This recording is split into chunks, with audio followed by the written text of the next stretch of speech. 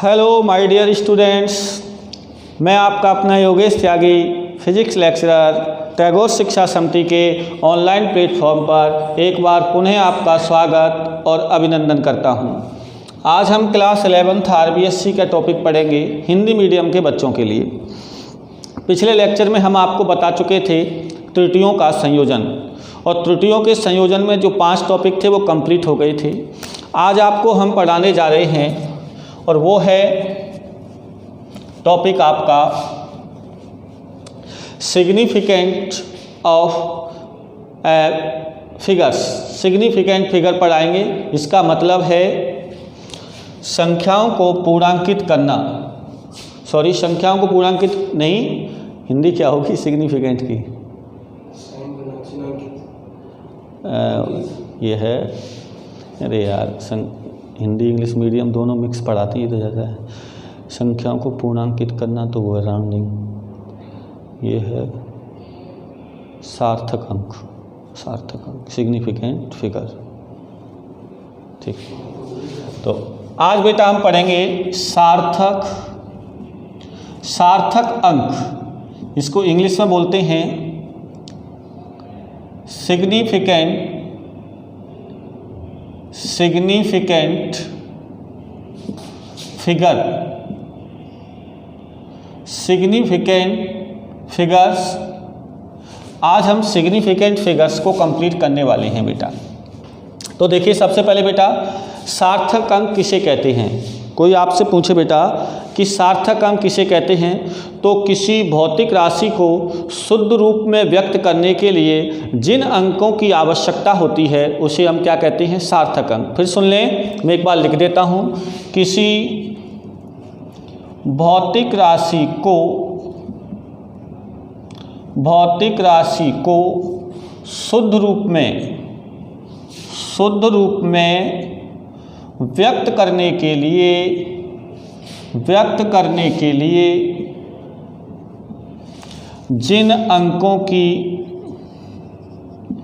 जिन अंकों की आवश्यकता होती है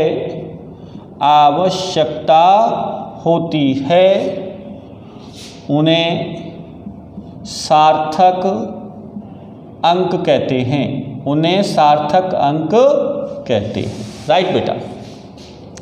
तो सार्थक अंक ज्ञात करने के कुछ नियम हैं, तो कुछ रूल हैं बेटा, मेरे साथ आप समझते चलिए ये क्या क्या नियम हैं। नंबर 1, पहला, कोई भी राशि जो आपको दी गई है तो मैं आपको ऐसे कह सकता हूँ, शून्यतर राशि, या इसको मैं कह सकता हूँ अशून्य अंक। क्या कह सकता हूँ? अशून्य अंक। शून्यतर का मतलब है जिसमें शून्य ना हो, जिसमें शून्य, वे राशि, सॉरी, शून्यतर अंक भी कह सकते हैं, वे अंक जिसमें शून्य ना हो। जैसे 1 2 3 4 5 6 7 8 9, ये सभी अंक कैसे हैं? शून्यतर हैं, या ये सभी अशून्य अंक हैं। तो बेटा सभी अशून्य अंक सार्थक अंक होते हैं, ये पहला नियम है आपका। या ऐसे कह सकते हैं, सभी शून्यतर अंक सार्थक अंक होते हैं। जैसे अगर मैं कोई राशि लिखूं, मैंने लिखा 12,556, एक मैंने लिखा 328, एक मैंने लिखा 736 और 2 5। अब कोई पूछता है बेटा कि इनमें सार्थक अंक बताइए, तो इसमें ये सभी अशून्य अंक सार्थक अंक हैं। 1 2 3 4 5, तो इसमें सार्थक अंक कितने बेटा? 5। और 3 2 8, इसमें सार्थक अंक कितने हैं? 3। और 7 3 6 2 5, कितने? 1 2 3 4 5, इसमें सार्थक अंक कितने हैं बेटा? 5। तो इस प्रकार सभी अशून्य अंक सार्थक अंकों में गिने जाते हैं। ये है सार्थक अंकों का पहला नियम। राइट बेटा। दूसरे नंबर पर आ जाते हैं। दूसरा नंबर, दूसरा नंबर है, यदि कोई दो अशून्य अंकों के मध्य में, सुनना ध्यान से, अगर कोई दो अशून्य अंकों के मध्य में जो शून्य आते हैं उन्हें सार्थक अंकों में गिना जाता है। जैसे मैं आपको ऐसे लिखूं, मैंने बोला है, फिर सुन लो, मैंने क्या बोला कि दो अशून्य अंकों के मध्य में शून्य सार्थक अंकों में गिने जाते हैं, सार्थक अंकों में गिने जाते हैं। जैसे 2020, तो अभी आप 2020 को रहने दो, 2021, तो इसमें देखो बेटा दो अशून्य अंकों के बीच में कौन फंस गया? शून्य। तो ये बेचारा क्या है? सार्थक अंक है, यानी इसमें सार्थक अंकों की संख्या 1 2 3 4 होगी। राइट बेटा। और यदि ऐसे लिखा है 20 2 फिर 0 फिर 1, तो इसमें सार्थक अंक कितने? 1 2 3 4 5, तो इसमें 5। मैंने बोला दो अशून्य अंकों के मध्य में, दो अशून्य अंकों के मध्य का 0 किस में गिना जाएगा? सार्थक अंकों में। तो ये अपने सार्थक अंकों के कितने नियम हो गए? 2। तीसरा सुनिए बेटा, थर्ड नंबर पर क्या आएगा? तीसरा है कि यदि कोई राशि 1 से छोटी है, ये बहुत समझने वाला पॉइंट है। यदि कोई राशि 1 से छोटी है, क्या है? 1 से छोटी है, 1 से छोटी है, तो प्रथम अशून्य अंक के, प्रथम अशून्य अंक के बाईं ओर वाले सभी शून्य सार्थक अंक नहीं होते हैं। मैंने क्या बोला? 1 से छोटी राशि है तो प्रथम अशून्य अंक के बाईं ओर यानी लेफ्ट साइड में आने वाले सभी शून्य सार्थक अंक नहीं होते हैं। जैसे यहाँ बता देता हूँ, जैसे समझिए, जैसे मैंने लिखा 0.00256 0.0132, तो बेटा इस राशि में देखो प्रथम अशून्य अंक कौन सा है? 2। प्रथम अशून्य अंक कौन सा है? 2। और इसके बाईं ओर का मतलब लेफ्ट साइड में कितने 0 आ रहे हैं? 2। यहाँ कितना आ रहा है बेटा? 1। इन्हें सार्थक अंकों में नहीं गिना जाएगा, अर्थात इसमें सार्थक कितने होंगे? 1 2 3। तो इसमें सार्थक अंकों की संख्या कितनी है? 3। और इसमें कितनी है? 1 2 3। इसमें भी सार्थक अंक कितने हैं? 3। तो ये पॉइंट भी आपके लिए क्लियर हो जाना चाहिए कि 1 से छोटी राशि में प्रथम अशून्य अंक के बाईं ओर आने वाले सभी शून्य सार्थक अंक नहीं होते हैं। कितने नियम हो गए? 3। नंबर 4, चौथा नियम सुनिए बेटा, यदि कोई राशि है और उस राशि का मान कैसा है बेटा? दशमलव सहित कोई राशि है, दशमलव युक्त राशि में अंतिम अशून्य अंक के दाईं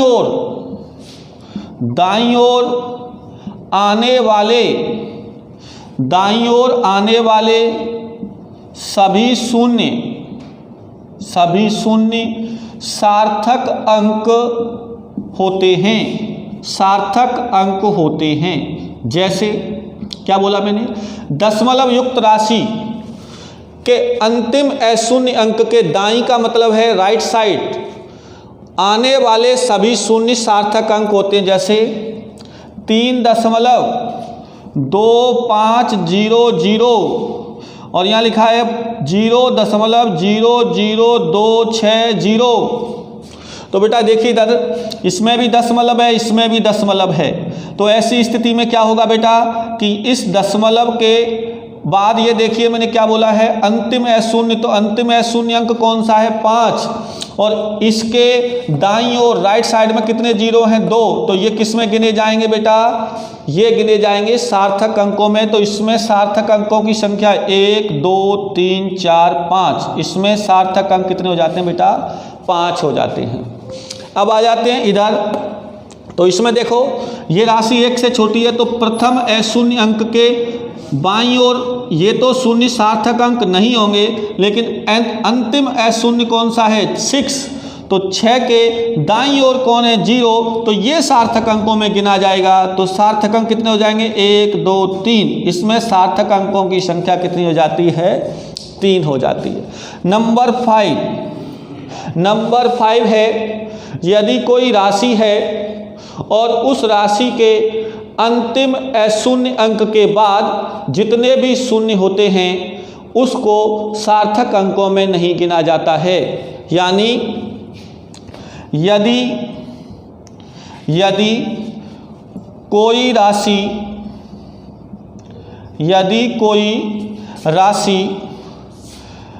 दशमलव वाली नहीं है, तो अंतिम अशून्य अंक के दाईं ओर वाले शून्य सार्थक अंक नहीं होते हैं।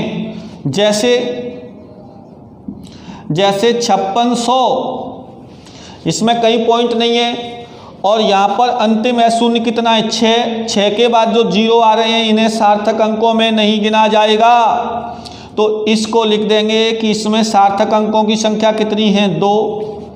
ऐसे लिखा है 5 0 6 0 0, तो बेटा ये 0 तो सार्थक अंक है क्योंकि ये 2 अशून्य अंकों के बीच में है। मैं कहाँ बता चुका हूँ, ये रहा 2 अशून्य अंकों के मध्य में शून्य सार्थक अंक, तो ये तो सार्थक अंक है। लेकिन अंतिम अशून्य अंक के बाद जो 0 हैं वो कैसे हैं, सार्थक अंक नहीं है। तो इसमें सार्थक अंकों की संख्या कितनी हो जाती है बेटा 3।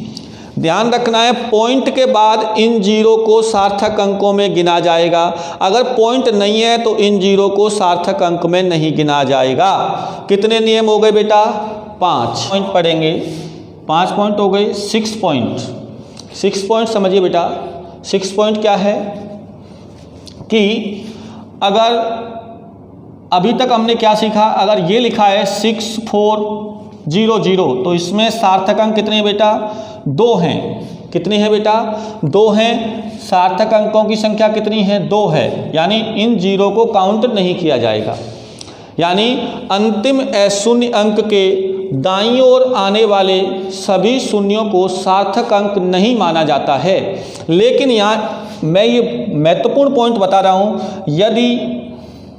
यदि भौतिक राशि के मापन से प्राप्त संख्या है, यदि भौतिक राशि के मापन से प्राप्त संख्या है तो अंतिम अशून्य अंक के दाईं ओर आने वाले शून्यों को सार्थक अंक माना जाता है। ध्यान देना बेटा, अगर ऐसे लिखा है यानी भौतिक राशि जो प्राप्त है इसका मापन नहीं किया गया है, सिर्फ लिखा है 6 4 0 0, तो इसमें सार्थक अंक कितने 2 हैं। लेकिन अगर भौतिक राशि के मापन से कोई प्राप्त संख्या जैसे मापन किया गया हो, जैसे 5 मीटर 10 सेंटीमीटर 20 किलोमीटर 5 ग्राम 10 किलोग्राम, अगर ऐसा है तो इस स्थिति में बेटा क्या होगा आप समझिए। अगर मैंने आपके सामने लिखा 4.700 मीटर, तो ये तो बेटा आप जानते हैं कि पॉइंट के बाद अगर जितने भी 0 हैं 7 क्या है 7 क्या है बेटा? अंतिम अशून्य राशि। इसके बाद की जो 0 0 हैं इन्हें किस में काउंट किया जाएगा बेटा? इन्हें काउंट किया जाएगा किस में? सार्थक अंकों में गिना जाएगा। अगर यहाँ मीटर नहीं होता तो मैंने क्या बताया था कि अंतिम अशून्य के दाईं ओर आने वाले शून्यों को सार्थक अंकों में नहीं गिना जाता है, ये भी मैंने आपको सिखाया था।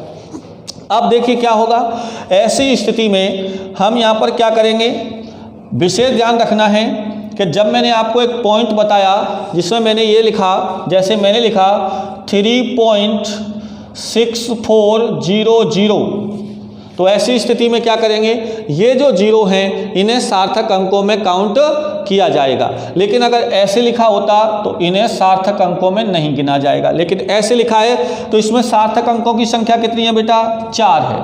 कितनी है? 4। और अगर इस मीटर को मैं किस में चेंज करूं? सेंटीमीटर में, तो कितने का गुणा करना पड़ेगा? 100 का। तो ये कितना हो जाएगा? 47000, तो ये हो जाएगा 470.00। तो देखो बेटा, यहाँ से आप मुझे बताओ, यहाँ से जो आगे 0 0 लगे हैं मैं यहाँ से इसको ऐसे लिख देता हूँ। देखो 470.0, तो आज इसमें सार्थक अंकों की संख्या कितनी है बेटा? 4 है। मैंने क्या बोला? अंतिम अशून्य के बाद अगर ये किस में हो गई? सेंटीमीटर में। तो बेटा जब मापन किया जा रहा है तो अंतिम अशून्य के बाद सभी शून्यों को सार्थक अंकों में गिना जाएगा, ये आपको ध्यान रखना है। तो ये होगी इसमें संख्या 4। और सेंटीमीटर को किस में चेंज, जैसे मीटर को किस में चेंज करें बेटा? किलोमीटर में। तो 4.700, ये क्या है? मीटर। और किलोमीटर में देंगे तो इसमें कितने का भाग दे देंगे? 1000 का। तो ये कितना हो जाएगा बोलो बेटा? ये हो जाएगा 0.004700। क्या आ गया बेटा? ये किलोमीटर। तो देखो बेटा, अंतिम अशून्य कितना है? 7, और 7 के बाद कितने 0 हैं? 2। तो ये दोनों को किस में गिना जाएगा? सार्थक अंकों में। तो 1 2 3 4, तो इसमें भी सार्थक अंकों की संख्या कितनी है? 4। और ये हम पढ़ चुके हैं कि अगर कोई राशि 1 से छोटी है तो पॉइंट के यानी प्रथम अशून्य अंक के बाईं ओर आने वाले शून्य सार्थक अंक नहीं होते हैं, तो ये सार्थक अंक नहीं है। राइट बेटा। इसके बाद अगर मैं इसको किस में चेंज करूं? 4.700, मीटर को किस में चेंज करूं? मिलीमीटर में। तो कितने का गुना हो जाएगा बेटा? 1000 का। और किस में चेंज हो जाएगा? मिलीमीटर में। तो ऐसी स्थिति में आ जाएगा 4700। देखो इधर 4700, 1 3 0 1 2 3 और 3 छोड़ के पॉइंट, तो ये आ जाएगा मिलीमीटर। और अगर यहाँ मिलीमीटर नहीं होता तो ऐसी स्थिति में इसमें सार्थक अंक कितने थे? 2। लेकिन आज इसमें क्या लगा है? मिलीमीटर। मैंने क्या बोला? ऐसी स्थिति में अंतिम अशून्य के बाद आए हुए शून्यों को सार्थक अंकों में गिना जाता है। तो इसमें भी सार्थक अंक कितने हो गए? 4 हो गए। राइट बेटा। यानी आपको 6 नियम बता दिए गए। 7वां नियम है कि यदि किसी राशि में 10 की घात लगी हुई है तो 10 की घातों को सार्थक अंकों में नहीं गिना जाता। जैसे 6.3 गुणा 10 की घात -19, तो ये कोई सार्थक अंक नहीं है। सार्थक अंकों की संख्या कितनी हो गई? 2। और ऐसे लिखा है 6.02, तो इस स्थिति में इंटू 10 की घात 9, तो इसमें सार्थक अंक कितने हो गए? 1 2 3। तो ऐसी स्थिति में इसमें सार्थक अंकों की संख्या कितनी है? 3। अब ये मत सोचना कि सर आपने बोला था कि पॉइंट के बाद प्रथम अशून्य अंक से, तो ये प्रथम अशून्य अंक नहीं है। प्रथम अशून्य अंक ये है, ये 0 2 अशून्य अंकों के मध्य में है, इसलिए यह राशि 1 से बड़ी है, इसलिए इस शून्य को सार्थक अंकों में गिना जाएगा। क्लियर है ना ये बात? अब सुनिए, ये तो नियम हुए किसके? सार्थक अंकों के नियम कंप्लीट हुए, जिससे आप सार्थक अंकों की संख्या ज्ञात कर सकते हैं। अब आता है अगला टॉपिक कि सार्थक अंकों के लिए गणितीय संक्रियाओं के नियम। गणितीय संक्रियाओं के नियम सुनना बेटा ध्यान से। अगर आपके पास कोई राशि दी गई है, जैसे कोई राशि आपको अगर दी गई है और दी गई राशि के लिए आपको पहला नियम सीखिए, अगर गुणा करना है या भाग करना है, ठीक है ना, तो गुणा या भाग से जो प्राप्त राशि है, गुणा या भाग से जो प्राप्त राशि है उसमें उतने ही सार्थक अंक होने चाहिए, उतने ही सार्थक अंक होने चाहिए जितने की मूल राशि में न्यूनतम सार्थक अंक हों, न्यूनतम सार्थक अंक हों। फिर सुन लें, प्राप्त राशि में उतने ही, गुणा या भाग से प्राप्त राशि में उतने ही सार्थक अंक होने चाहिए जितने मूल राशि में न्यूनतम सार्थक अंक होते हैं। जैसे हम कोई राशि ले लेते हैं, जैसे हमने लिया कि यदि किसी राशि का द्रव्यमान, यदि किसी राशि का द्रव्यमान हमने ले लिया 4.237 ग्राम, कितना ले लिया 4.237 ग्राम, तथा आयतन, और हमने आयतन ले लिया, सपोज आयतन कितना ले लिया हमने, जैसे 2.51 सेंटीमीटर क्यूब। सुने आप, अगर किसी राशि के मापन में द्रव्यमान का मान है 4.237 ग्राम तथा आयतन है 2.51 सेंटीमीटर क्यूब, तो इसका घनत्व ज्ञात कीजिए। तो घनत्व बराबर क्या होता है बेटा, घनत्व बराबर होता है द्रव्यमान बटे आयतन, द्रव्यमान बटे आयतन। तो बेटा द्रव्यमान कितना है 4.237, आयतन कितना है 2.51, राइट बेटा। जब इसको हम हल करें तो हमें कितने पॉइंटों तक इसका मान निकालना है। जैसे हमने इसका आंसर निकाला, जैसे 1 हमने निकाला 692, मैं ऐसे कर रहा हूँ। तो बेटा इसमें सार्थक अंक कितने हैं, 1 2 3 4, इसमें सार्थक अंक कितने हैं 4। जबकि ये देखो कि जो राशि मैंने क्या देखा कि सार्थक अंक होने चाहिए जितने मूल राशि में, तो मूल राशि कौन सी है, एक राशि ये है और एक राशि ये है जो प्रश्न में दी गई है। तो इसमें कह रहा है कि न्यूनतम सार्थक अंक हों, तो इन दोनों में से न्यूनतम सार्थक अंक किसमें, इसमें है, और कितने हैं 1 2 3, इसमें सार्थक अंकों की संख्या 3 है, इसलिए आंसर भी 3 सार्थक अंकों तक आना चाहिए। तो यहाँ पर 1 2 3, इस 2 को यहाँ से हटा देंगे तो इसके आंसर को इन्हीं सार्थक अंकों तक लिखेंगे। और अगर मान लो सपोज यहाँ 8 होता तो बेटा इस 8 को नहीं हटाते, फिर क्या करते, फिर इन संख्याओं को क्या करते, पूर्णांकित करते। पूर्णांकित करना, जैसे ये 8 है और ये 9 है, तो 9 क्या हो जाता, 9 हो जाता 10, तो ऐसी स्थिति में ये हो जाता यहाँ 0 और यहाँ हो जाता 7, 10 होने पर। तो इसलिए बेटा ध्यान रहे कि इसे 2 3 सार्थक अंकों तक निकालना है। कहाँ तक निकालना है, 3 सार्थक अंकों तक।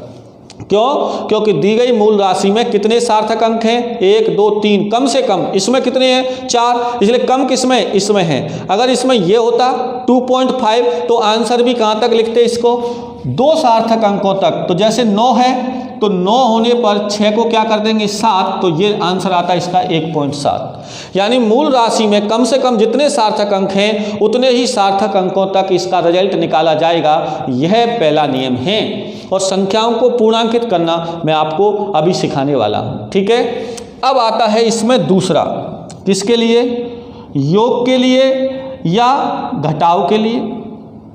तो सुने आप, योग या घटाव में जो राशि आपको दी गई हैं, जो मूल राशि आपको दी गई हैं, जोड़ने के लिए या घटाने के लिए जो मूल राशि आपको दी गई हैं, तो उस मूल राशि में ये देखो कि पॉइंट के बाद कम से कम कितने सार्थक अंक हैं, तो हमें पॉइंट के बाद उतने ही सार्थक अंकों तक परिणाम निकालना होता है।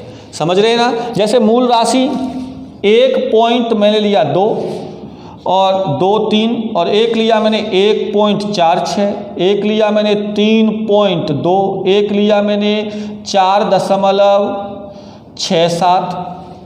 तो अब देखिए इनको मैं क्या करता हूँ, इनको मैं जोड़ता हूँ तो जोड़ने पर क्या आएगा, 7 और 2 9, 9 6 15, 15 और 3 18, 18 की 8 हासिल 1, 6 1 7, 7।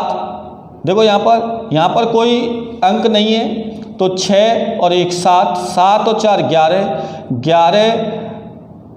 1 मिनट रुको, इसको मैं कैसे जोड़ूंगा, 1.23, 1.46 और ये आ जाएगा 3.2, 4.67।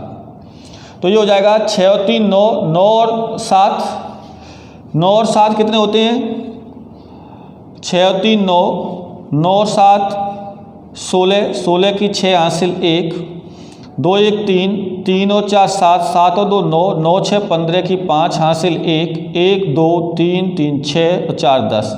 ये आ गया 10.56। इसका आंसर आया 10.56। राइट बेटा। अब आप मुझे बताइए कि मैं इस आंसर को कहाँ तक लिखूं। तो मैंने बोला इन दी गई राशियों में ये देखो कि पॉइंट के बाद सबसे कम सार्थक अंक किसमें है। तो देखो पॉइंट के बाद सबसे कम सार्थक अंक किसमें है, कितने सार्थक अंक हैं, 1। पॉइंट के बाद इसमें कितने सार्थक अंक हैं, 1। तो पॉइंट के बाद इसमें 1 सार्थक अंक तक लिखना है। तो बेटा ये कितना है, 6 है और ये कितना है, 5 है। तो संख्याओं को पूर्णांकित करेंगे तो ये 5 की जगह कितना हो जाएगा, 6। तो इसका आंसर होगा 10.6। फिर सुन लें, दी गई संख्या में पॉइंट के बाद जो राशि में कम से कम सार्थक अंक है, आंसर भी कम से कम उसी सार्थक अंक तक ज्ञात किया जाता है। दोनों में अंतर क्या है, इसमें तो ये देखा जाता है कि जो मूल राशि दी गई है उसमें पूरी की पूरी राशि में सबसे कम सार्थक अंक कितने हैं, उतने सार्थक अंकों तक। और इसमें पॉइंट के बाद कम से कम कितने सार्थक अंक हैं, तो इसमें पॉइंट के बाद उतने ही सार्थक अंकों तक निकाला जाता है। यानी इसमें पूरी राशि में सार्थक अंक देखते हैं, इसमें पॉइंट के बाद सार्थक अंक देखते हैं। इसमें पूरी राशि में जितने सार्थक अंक होते हैं, आंसर भी उतने ही सार्थक अंकों तक आता है। और इसमें पॉइंट के बाद जितने सार्थक अंक होते हैं, इसमें भी आंसर पॉइंट के बाद उतने ही सार्थक अंकों तक आता है। ये आपकी बात समझ में आ जानी चाहिए। राइट बेटा। तो ये थे सार्थक अंकों के लिए गणितीय संक्रियाओं के नियम। अब हम बात कर लेते हैं अगले टॉपिक में, बात करते हैं हम संख्याओं को पूर्णांकित करना।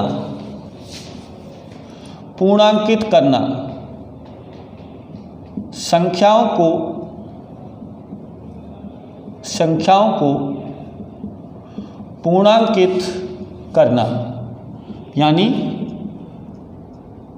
Rounding off digit. देखिए संख्याओं को पूर्णांकित करने का मतलब क्या है कि किसी भी भौतिक राशि में सार्थक अंकों की संख्या को निर्धारित करने के लिए, यानी सार्थक अंकों की संख्या को कम करने के लिए दिए गए अंक को उसके समीप वाले अंक में बदला जाता है। अब सुन लो, जैसे मैं अभी सार्थक अंकों को क्या कर रहा था, कम ज़्यादा। तो सुनो, किसी भौतिक राशि के सार्थक अंकों को कम करने के लिए या निश्चित करने के लिए किसी दिए गए अंक को उसके पास वाले अंक में बदलने की प्रक्रिया क्या कहलाती है, संख्याओं का पूर्णांकन करना। कैसे करते हैं, इसके कुछ नियम हैं। नंबर 1, यदि दी गई राशि में जिस राशि को पूर्णांकित करना है, समझना, यदि दी गई राशि में जिस राशि को पूर्णांकित करना है और उससे बाद वाली राशि 5 से ज़्यादा है, जैसे ये लिखा है 2.253।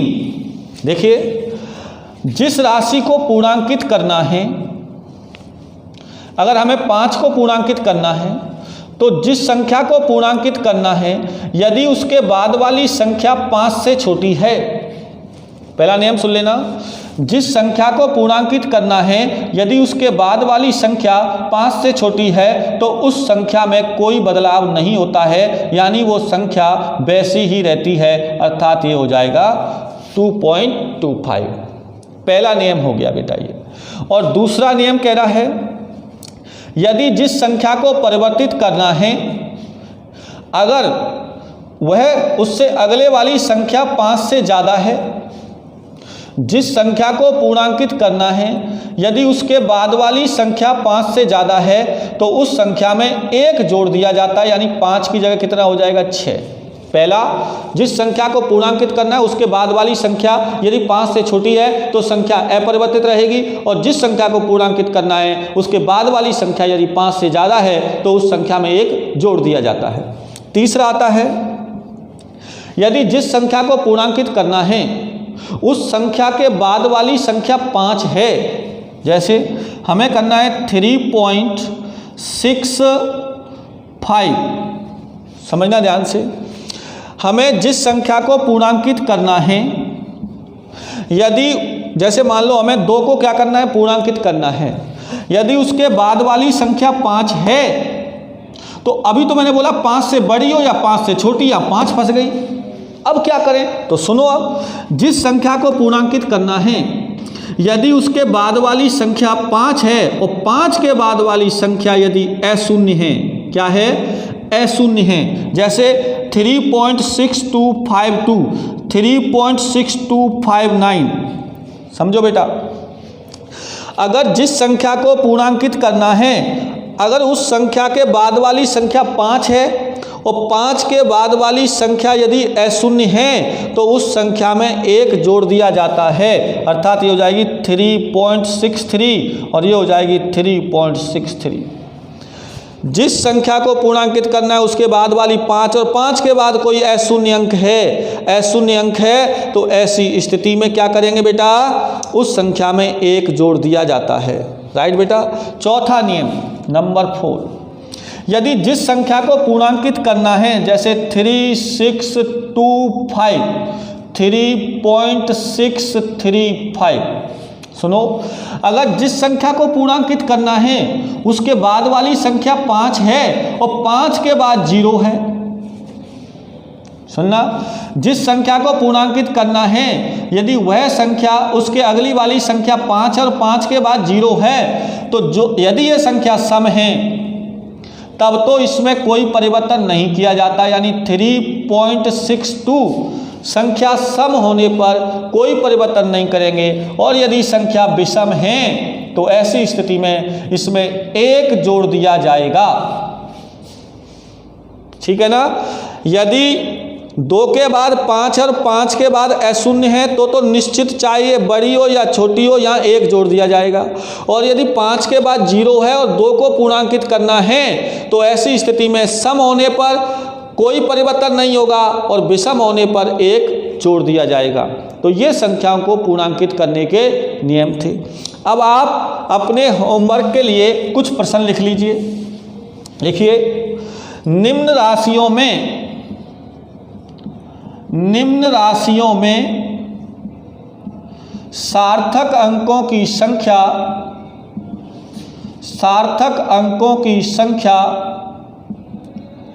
ज्ञात करो। सार्थक अंकों की संख्या ज्ञात करो।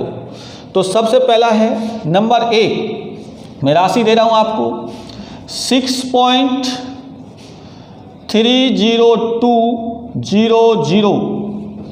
दूसरा है बेटा 0.00950। और तीसरा है बेटा आपके पास, तीसरा है 40.905। चौथा क्वेश्चन है बेटा आपके पास,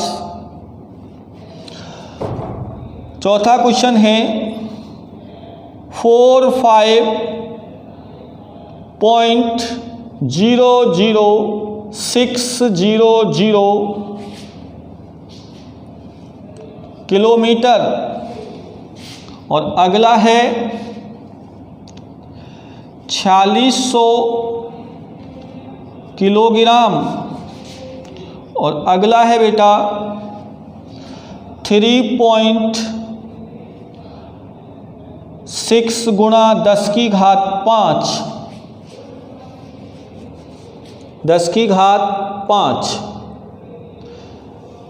इन्हें नोट कर लें। इसमें आपको सार्थक अंकों की संख्या ज्ञात करनी है। इसके बाद अगला क्वेश्चन है बेटा, निम्न राशियों को पूर्णांकित कीजिए।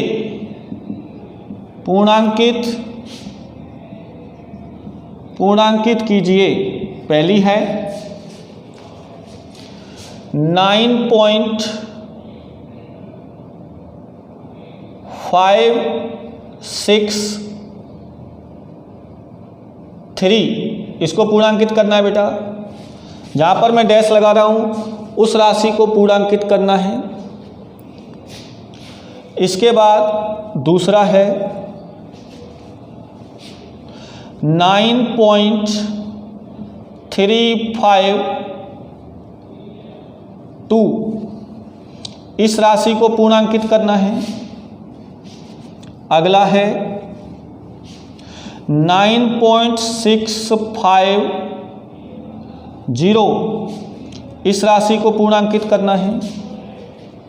अगला है 2.4350, इस राशि को पूर्णांकित करना है।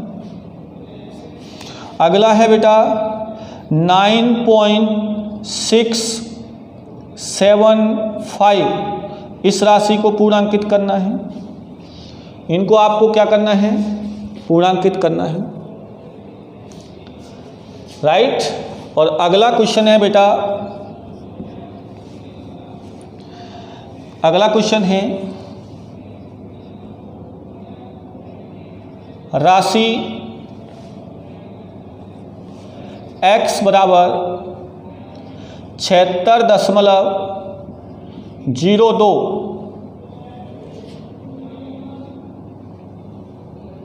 और y बराबर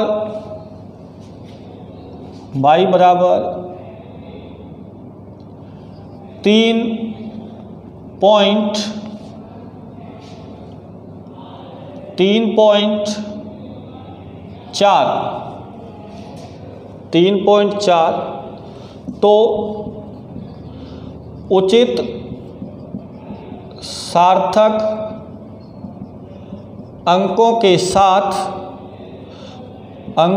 साथ x/y का मान